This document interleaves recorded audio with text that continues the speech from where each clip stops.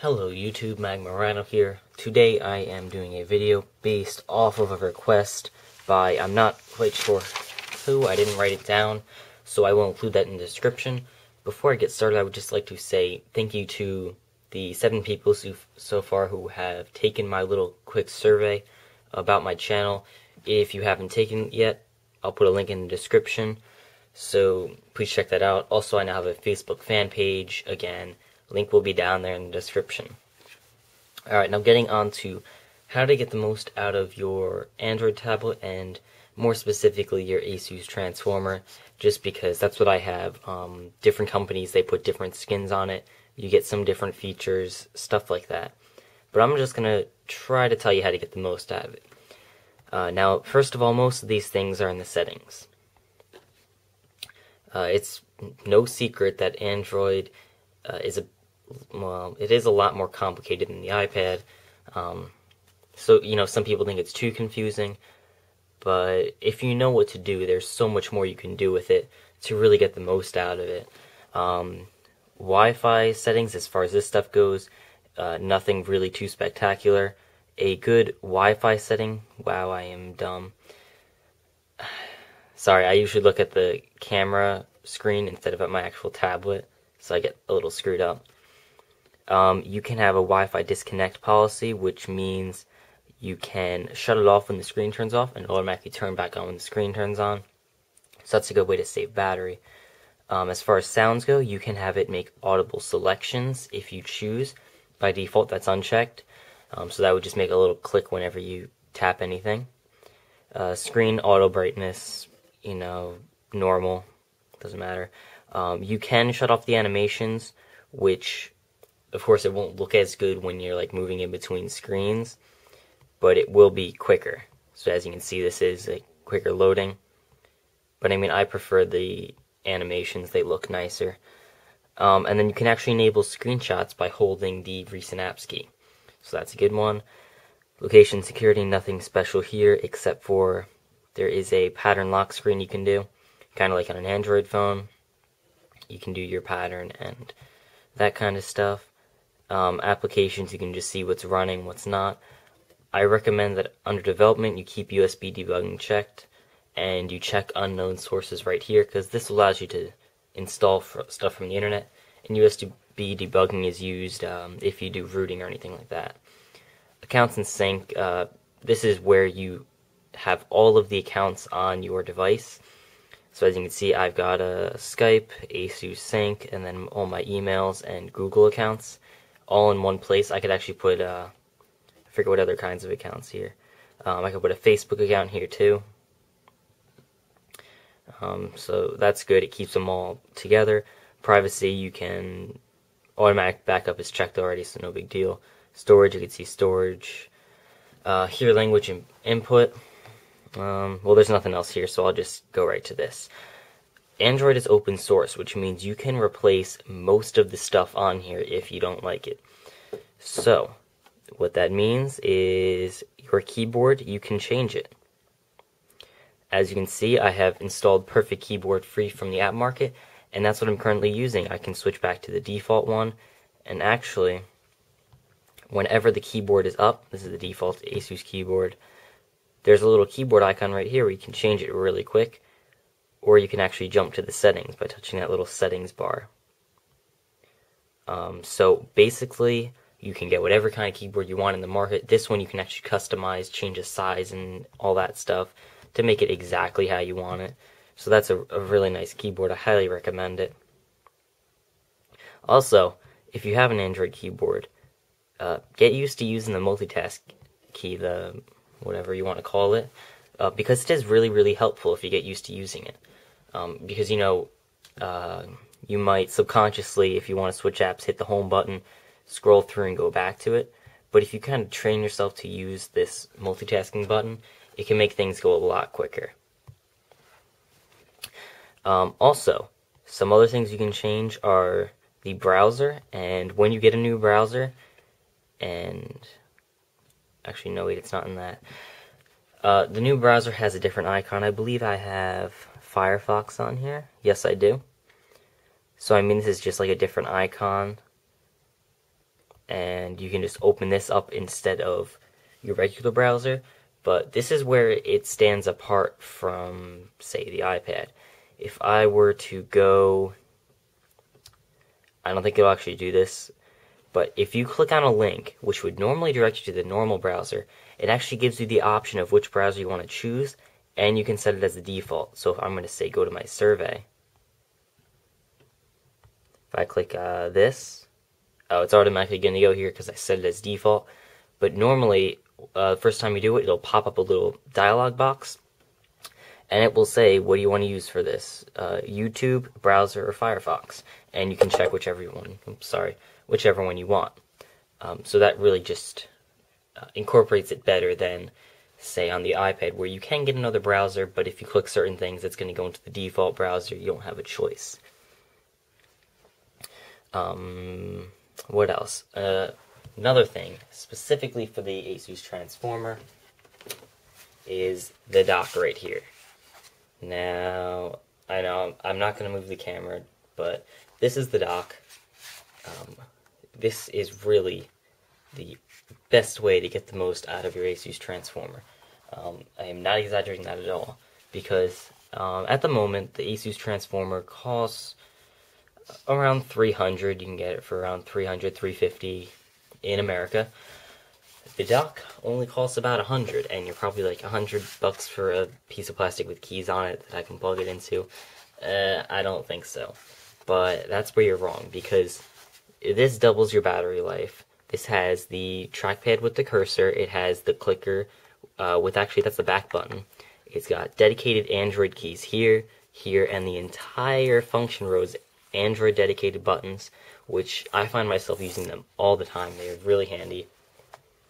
Plus, you have a 92% size keyboard, which is pretty nice. They're very nice keys. They're really clicky. They have quite a bit of travel to them for being so small, so they're actually really nice to use. And you get not only one USB port on this side, secured by really tough to open magnetic latches. Got it. So you get one USB 2.0 port there. You also get a full-size SD card slot with a little dummy in there. And you get another USB port. And then over here you get your little charging port with a indicator light, which you can't see there. But the best part about it is plugging in your transformer is so incredibly easy. That's it, it's in. And now it's a laptop. It folds closed, it stays closed. Everything lines up perfectly. It's really hard for me to show this without moving the camera. But I mean, as you can see, it's basically an Android netbook. And yeah, it weighs a little bit less than 3 pounds. It's almost an inch thick. But come on, because you just go like this, and you pop it out, and you got a tablet again. So I mean, that really, really is how you can get the most out of your Asus Transformer. That's like the one thing that I would highly suggest anybody who has a Transformer gets, if you don't have it already. I mean, some exceptions would be if you don't use your Transformer that much, then I would, well, I mean, you don't really need the dock, but the dock, you know, it works, it holds up your Transformer, it's easier to type on, you get the cursor so it's easier to browse the web, you get the much longer battery life. It's practically, it lasts 12-13 hours, which is ridiculously good if you think about it, because that's pretty much an entire day, like, of non-stop use and heavy usage, not just like watching a movie, like surfing the web, watching Netflix, internet streaming, stuff like that. Other than that, some other ways to get the most out of your Android tablet is to get widgets like this comes with it, but get widgets like that, like up here, the Lookout, the Pandora, these little stock counters, stuff like that, because the widgets really are what set apart the home screen on Android from Apple. Apple, you know, you just get icons and that's it.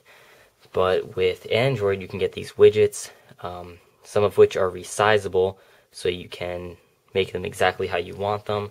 You can get, you know, weather, emails, stocks, stuff, it updates automatically. You can use it for quick jumps to weather applications, stuff like that. It's really good. Another way to get the most is to not, in the market here, once it loads under your settings, you're going to want to check auto update apps. And I unchecked auto add widgets. I'll explain why in a sec. But auto update apps means that all of your apps, except for these guys, which they will go like at the end of the day. It pretty much checks it once per day.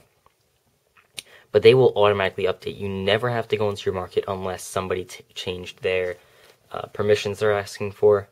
You will not have to go into the market. All your apps will update automatically, and it'll give you notifications saying which ones have. You can actually shut off the notifications if you'd like or not.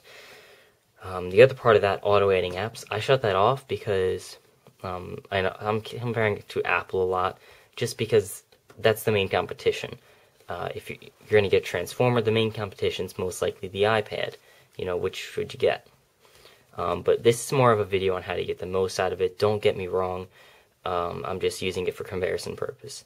But, you know, unlike the iPad, you don't need to have all of your icons on the home screen. So as you can see, I just have my most used ones here.